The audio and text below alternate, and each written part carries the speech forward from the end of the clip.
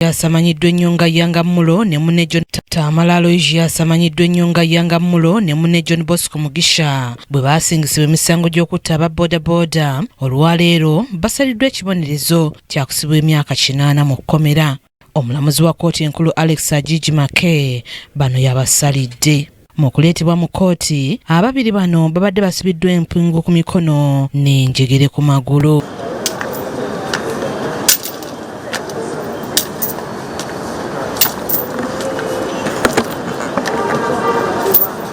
Omuwaabi wa Government Happiness Ainebyena asabye omulamuzi bano okubawa ekibonerezo ekikakkali olw'emisango gye bazza, ng'agamba nti baalaga nti tebeekuba mu kifuba olw'emisango egyasooka okubasingisibwa omulamuzi Margaret Mutonyi amala abakalige ku kibonerezo kya kuggalirwa emyaka 7 mu kkomera. Accused or the convicts have shown no remorse throughout trial.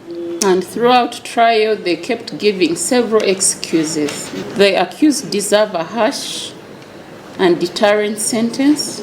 This shows that there is a need to keep away the accused persons. Ku ludda olulala, munnamateeka w'abawawaabirwa ku Mbuga Richard asabye abantu be baweebwe ekibonerezo ekisaamusaamu olw'ensonga nti bakyali bavubuka era bayinza okubeera ab'omugaso mu ggwanga. The person is remorseful can be helpful after serving a sentence that is short.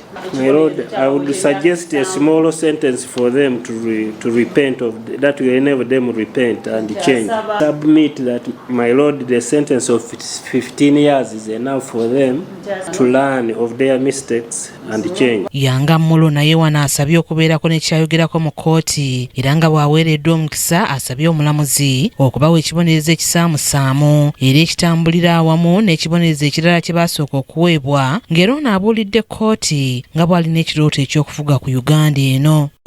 So okusinziira ku bigambo bye byenze mpulira, nanze nsaba ompa ekibonerezo ekisaamusaamu ate era kitambulire wamu n'obusibenze bwe mmanyi oba omusango gwe nakola ube nga nsobola okuba nga mbumala lumu kuba neessuubi ly'amaanyi n'okufaako pulezidenti w'eggwanga lino. Kino wabula kisesezza ababadde mu kkooti nga kw'otadde ne musibe munne. Nina essuubi ly'amaanyi nnyo ery'okufaako pulezidenti w'eggwanga lino.